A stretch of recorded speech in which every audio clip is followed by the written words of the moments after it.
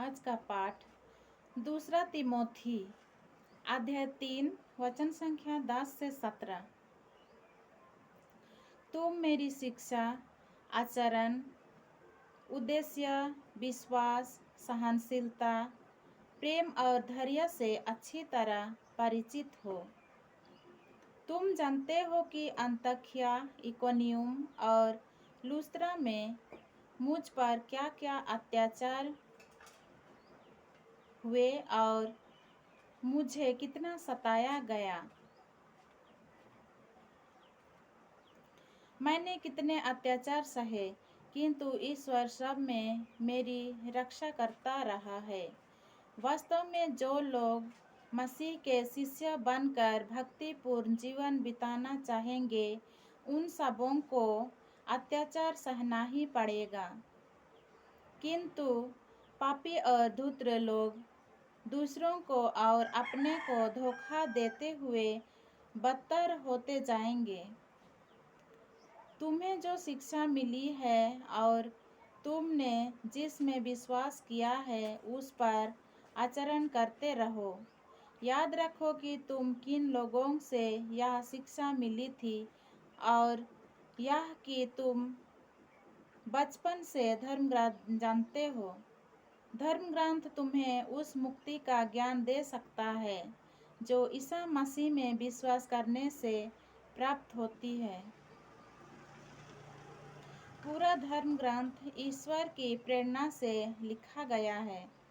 वह शिक्षा देने के लिए, भ्रांत धारणाओं का खंडन करने के लिए, जीवन के सुधार के लिए और सदाचरण का प्रशिक्षण देने के लिए उपयोगी है, जिससे ईश्वर भक्त सुयोग्य और हर प्रकार के सत्कार्य के लिए उपयुक्त बन जाए। प्रभु की वाणी। ईश्वर को धन्यवाद। सबों को जय यीशु। आजकल के पाठ में हम लोग सुन रहे हैं कि दूसरा तिमोथी से पाठ लिया गया है। संत पौलुस लिखते हैं तिमोथी के नाम पत्र में कि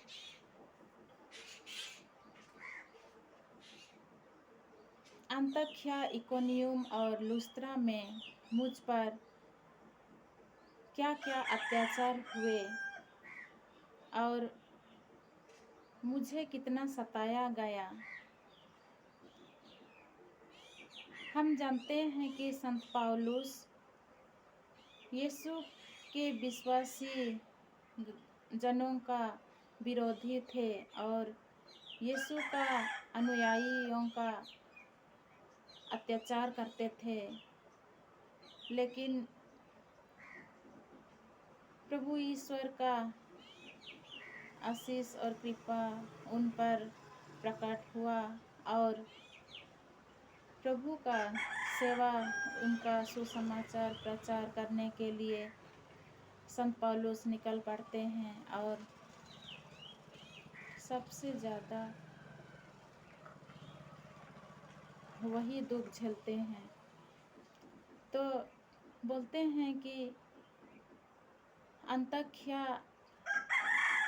इकोनियम और लुस्त्रा में क्या क्या अत्याचार हुए और कितना सताए गए,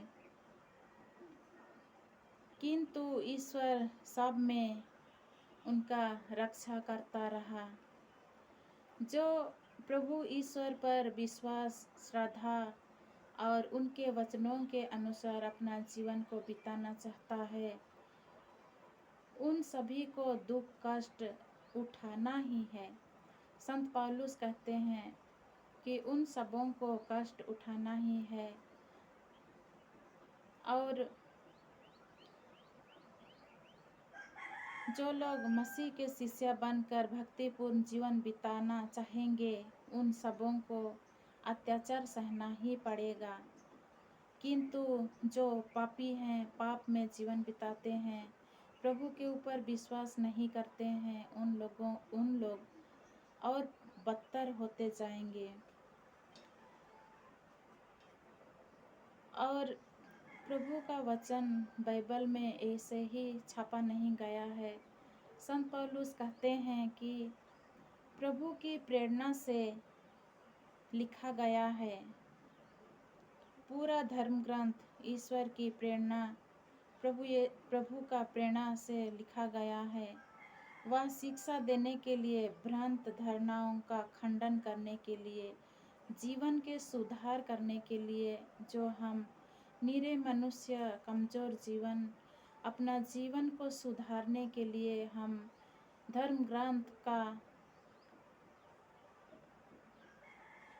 ग्रंथ में जो लिखा हुआ प्रभु का वचन को नित्य हम पढ़ेंगे तो हमारा जीवन सुधार आ सकता है।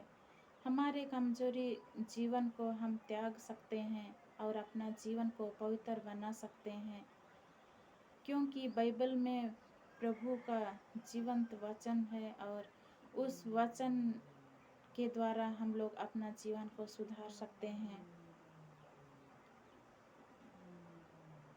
तो आज हम अपना जीवन को कैसे बदलें, नित्य प्रार्थना करके और बाइबल का वचन को पढ़ के हम अपना जीवन को परिवर्तन कर सकते हैं। आज मैं आप लोगों को अपना जीवन का कुछ साक्ष्य देने जा रही हूँ, क्योंकि मेरा जीवन भी बहुत से दुख और कष्ट से घिरा हुआ था।